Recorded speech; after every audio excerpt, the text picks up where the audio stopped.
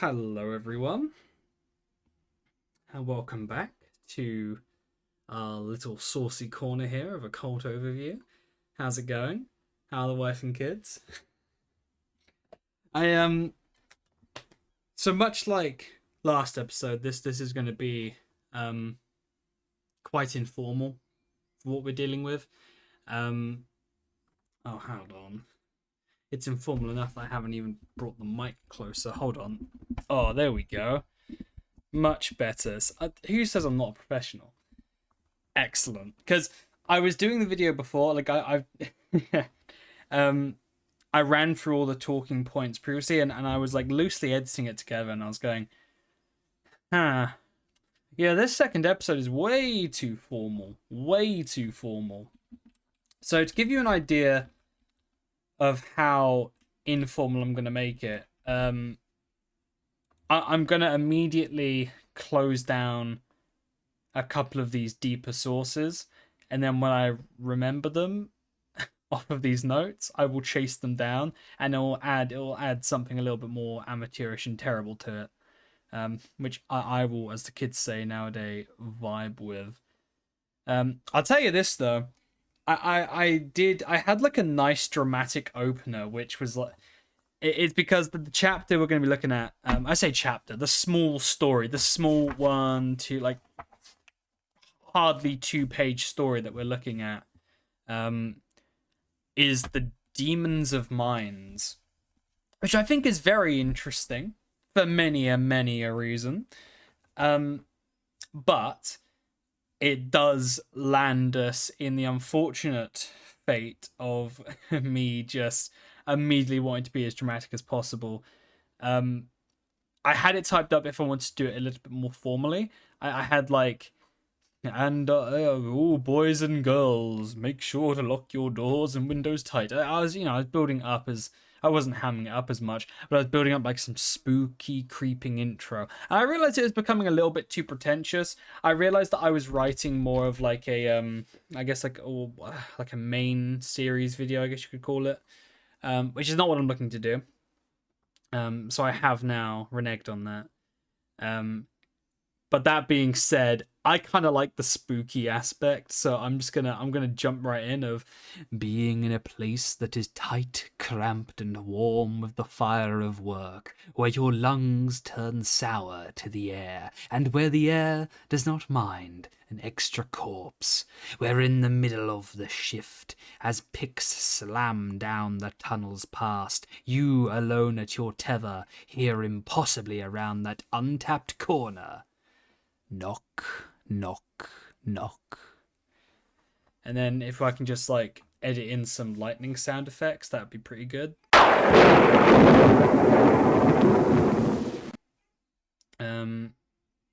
But generally, this is not going to be so Dracula-esque.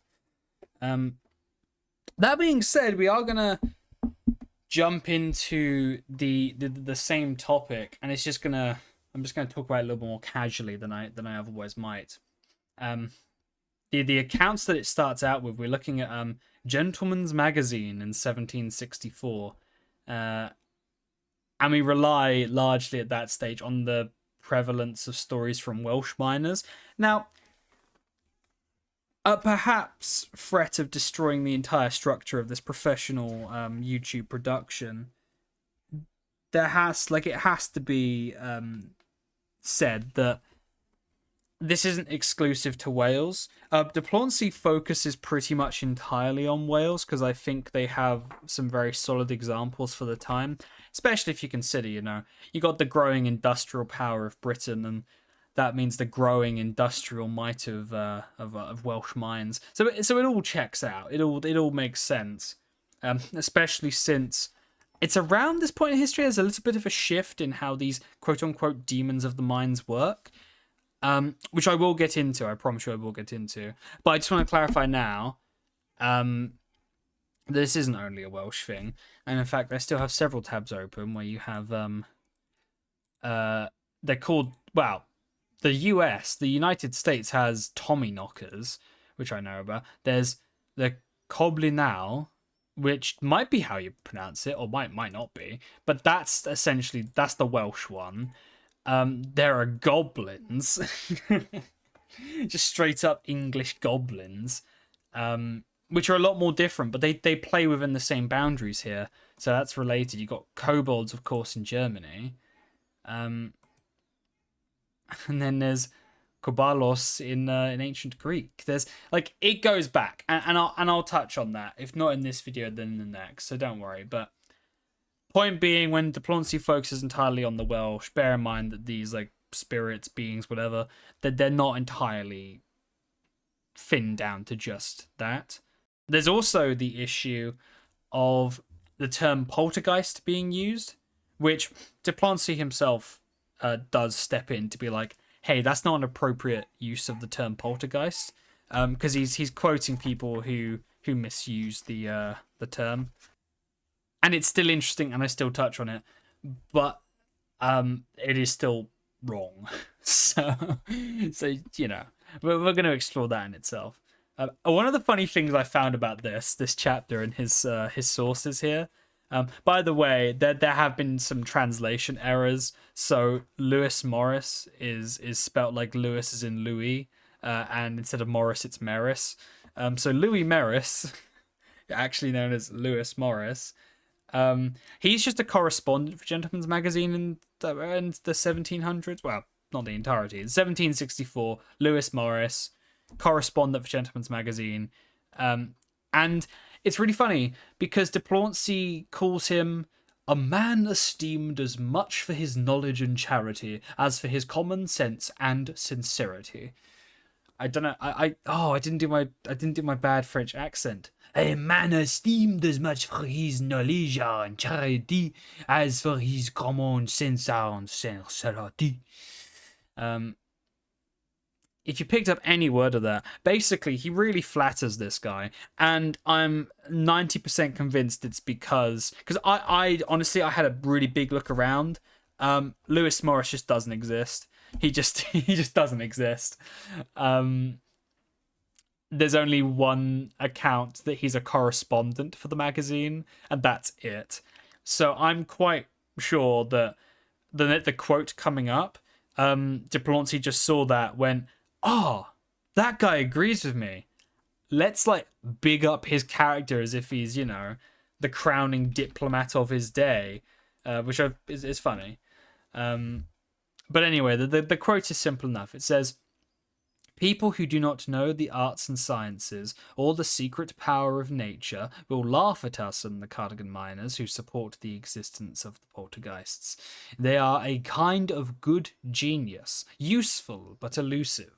We can't see them, but they can be heard working in the mines. The poltergeist is a sort of advisor, revealing places to miners that they must rummage.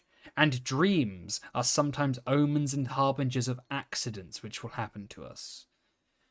I have to say again, the quote's not perfect, and I'm not sure if they truly mean dreams there, or whether they mean like visions, as if there was some, you know, some problem with quoting like just seeing a fucking goblin in a mine. But hey, I guess that's that. De Plancy describes a case of the Esquire mine.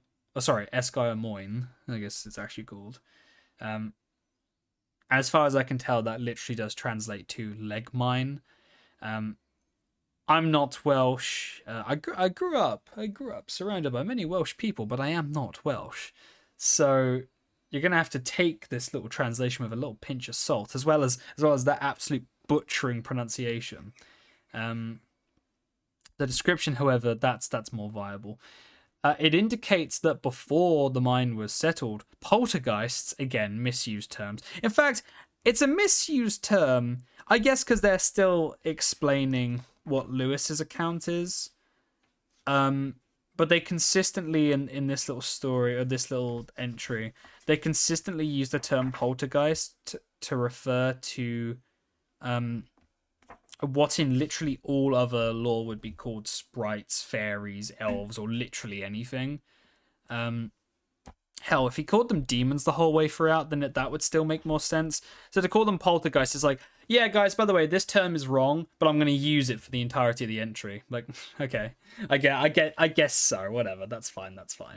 But yeah, so he talks about these poltergeists and how they would be seen and heard working night and day there. Once the mine was settled, however, it went silent. So no more fairies were seen, and they didn't linger there, at least they weren't as strongly lingering there, and that was that. And again, it goes into a description of Elwyn Elwood. It says the Elwyn Elwood mines, but I can't find those mines because those mines don't exist, and Elwood is not a Welsh word. So again, it's not the first time mistakes are made in this translation. I can only assume, because let's be fair, I don't know who Natalia Zasadzinska, sorry. See if I can. That's, you know what, I butchered one letter and immediately her name made no sense. So I can give her a pass personally on not having like a complete grasp of Welsh. I'm fine with her getting away with that one.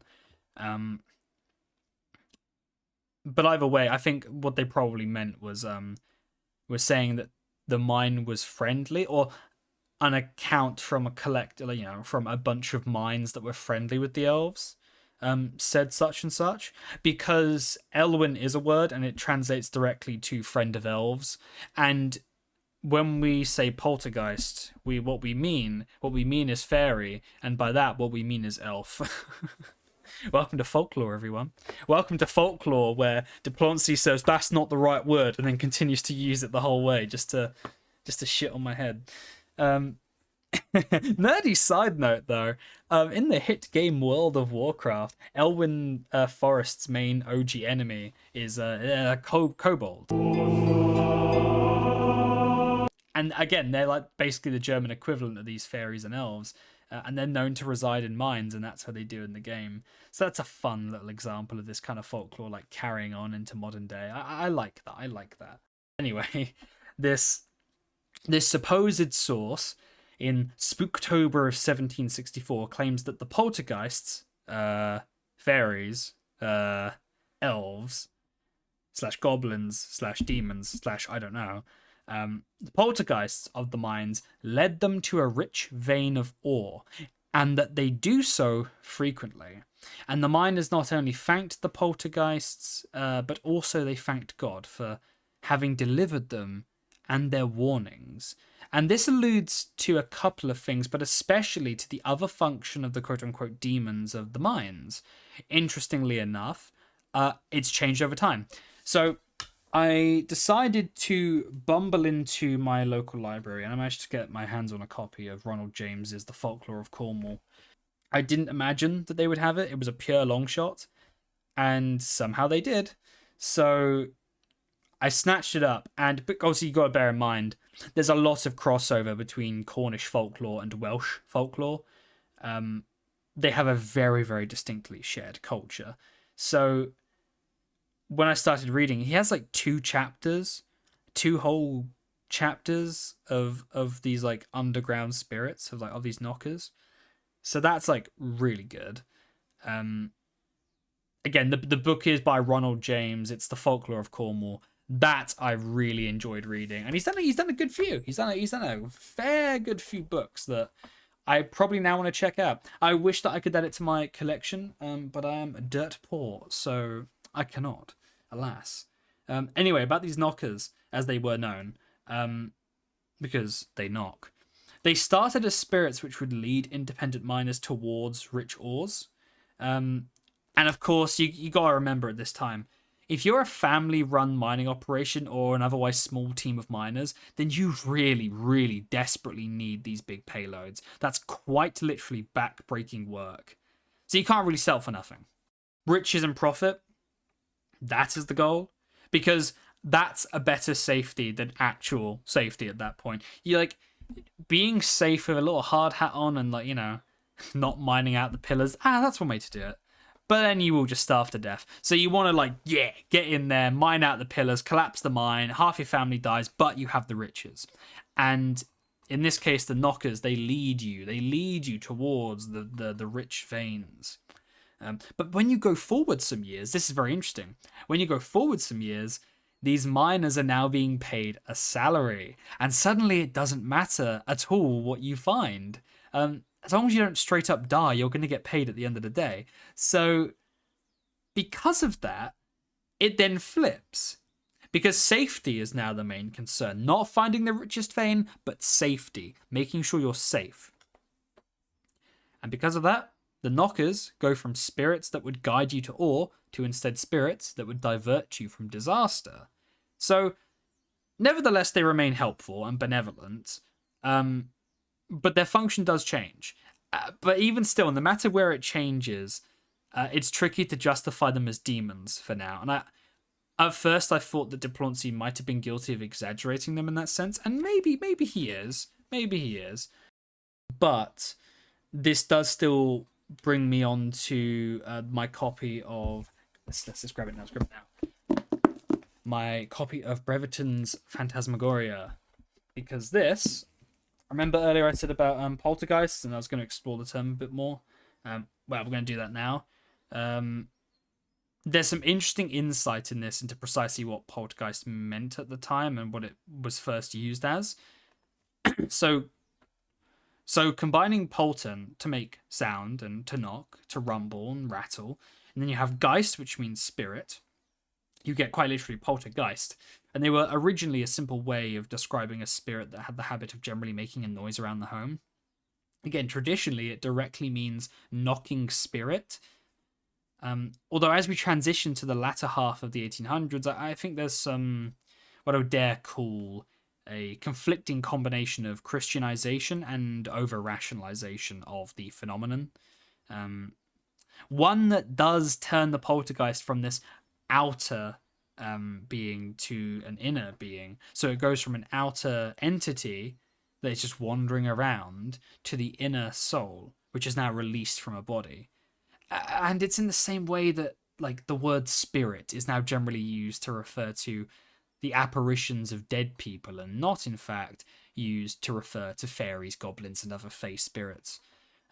These knocks, as well, from the poltergeist, are mostly ascribed to the mischievous and the malevolent, and as of the 1800s, they're actually considered only a preceding sign of more dramatic interference. Like the classic sort of poltergeist, tables being turned upside down, furniture being thrown.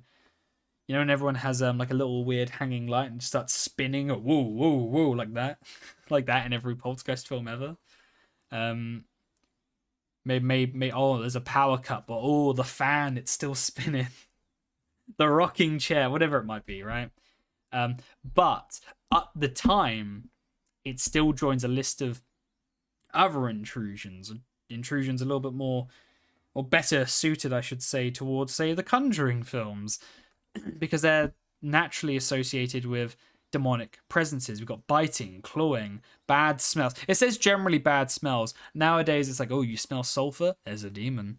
And then there's also very, very specific abuse, which you can read into that as you want, but yeah, demons do that too. So you can see how there's something called ghostlore. I kid you not, it's called ghostlore. And that really, in the 1800s, started spinning an idea off of the back of behaviors that were already recorded in folklore. And they were already established with recorded stories.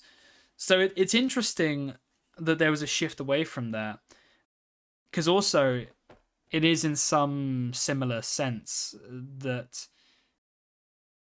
rural images of fairies were also challenged quite a lot, and they often matched those hardships at the time.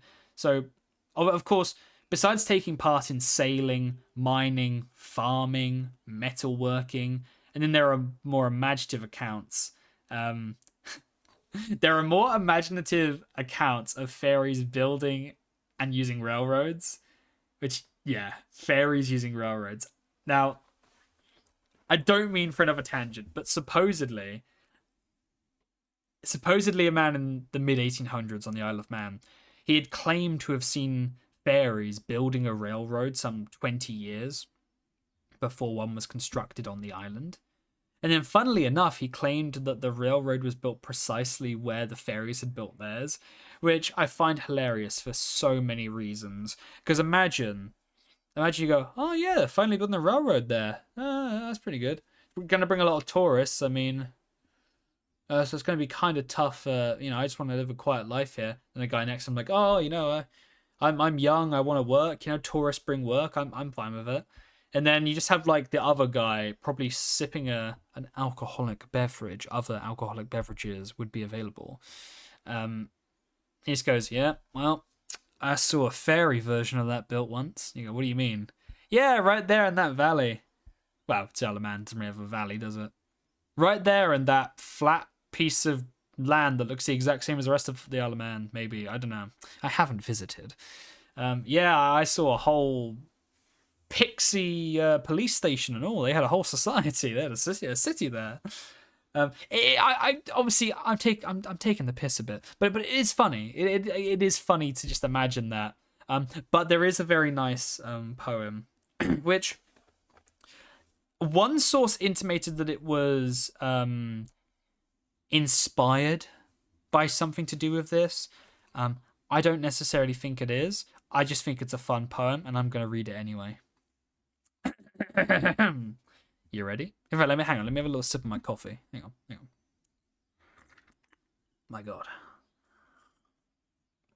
All right. Let's get into it.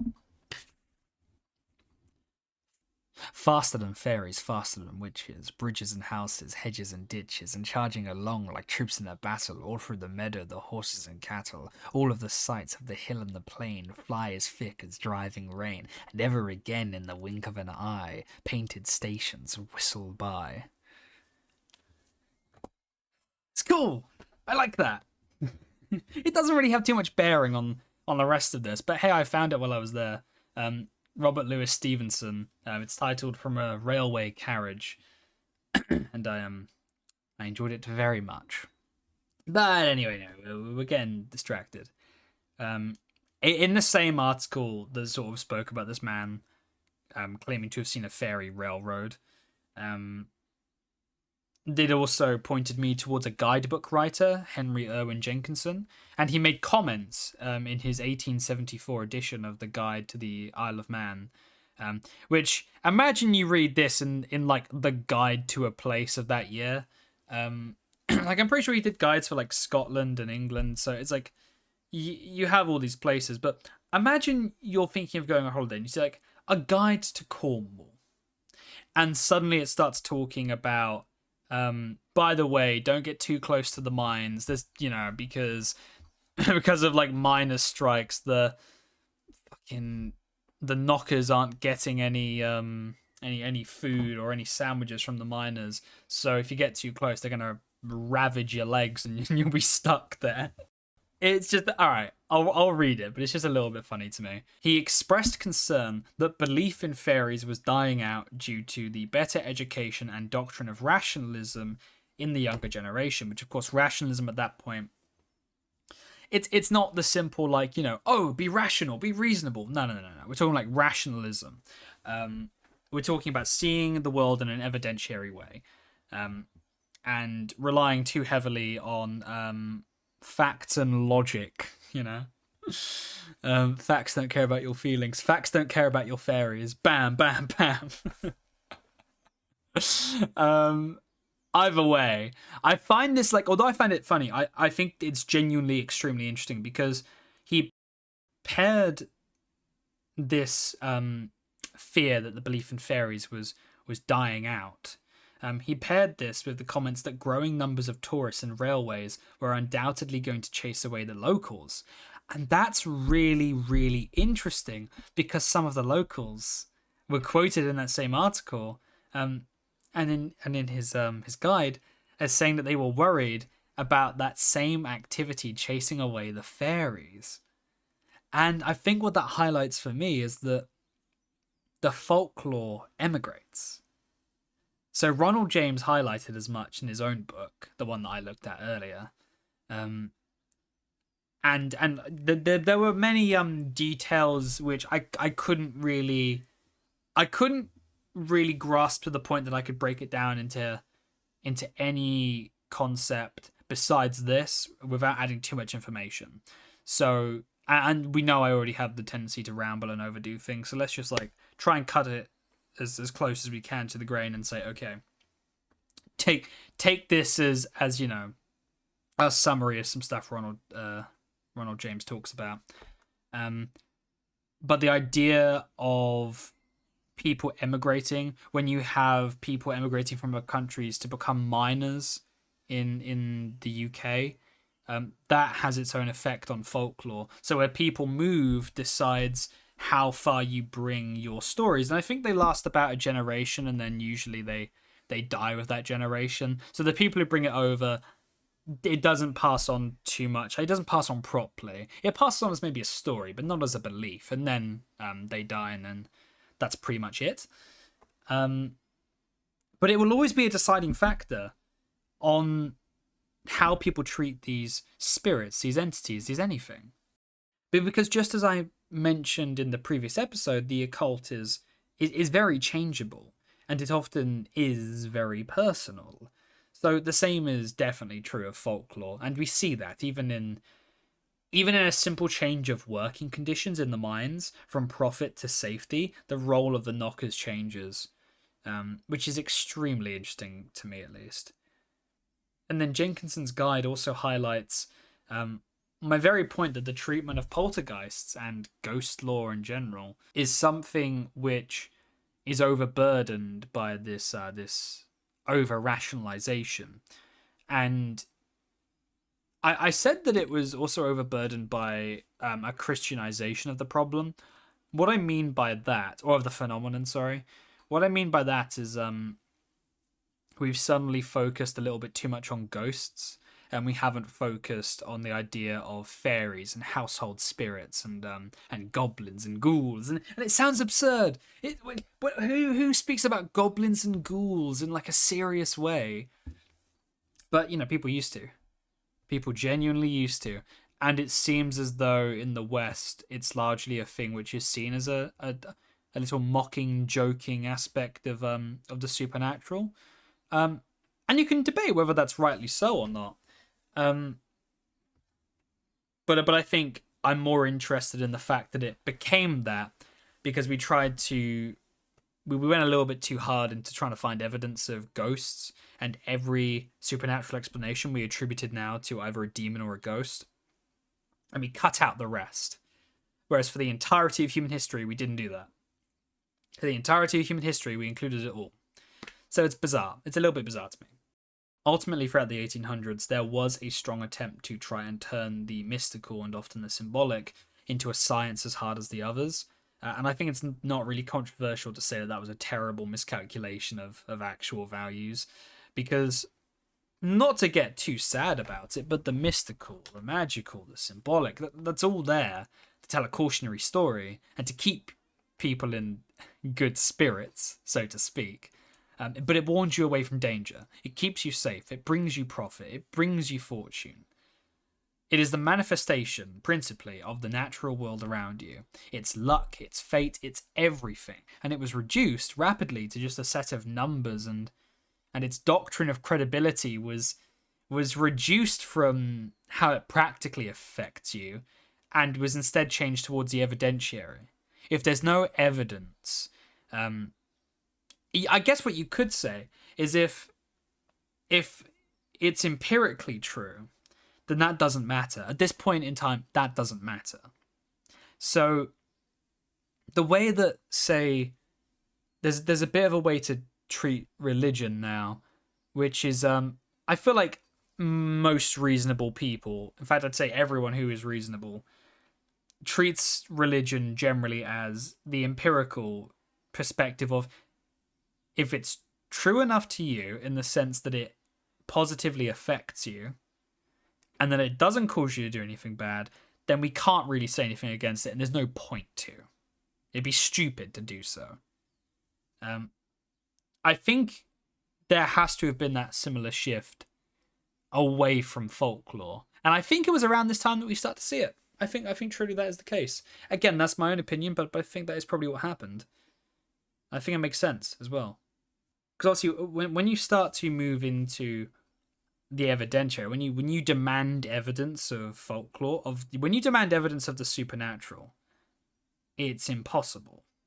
You can argue the possibility of it. I mean, people have ghost hunting shows, and they've had them for a while, and there's a lot of like fun quote unquote evidence.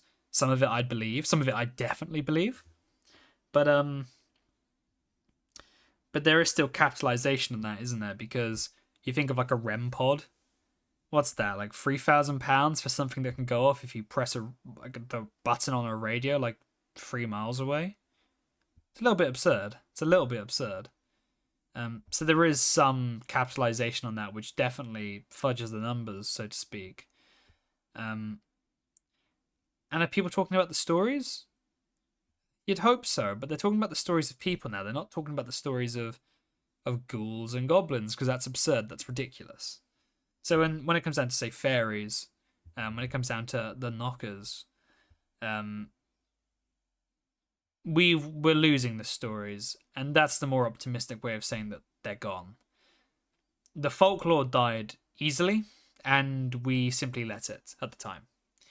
And I think you see a bit of a revival nowadays of people delving into the ceremonial, delving into the symbolic, and delving back into folklore. There are a lot of pagans around nowadays, aren't there? There's a lot of pagans, there's a lot of people who are a lot more devoutly Christian, even if the numbers are going down.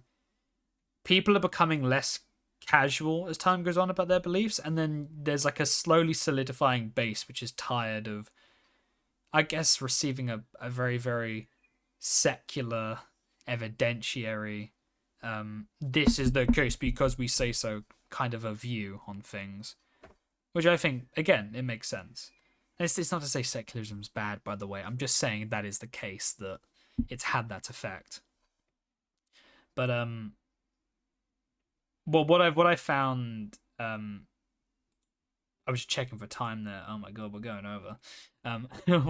What I was finding interesting there, and what I was meant to answer, we get to sort of the end of this.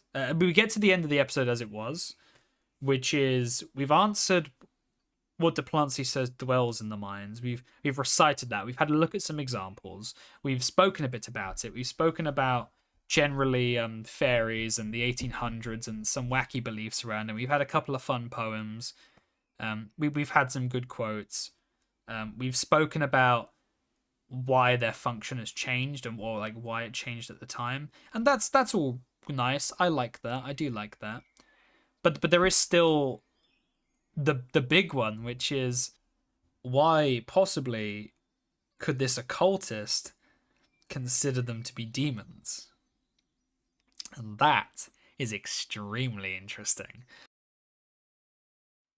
That said, boys and girls, you almost had me. You almost had me there.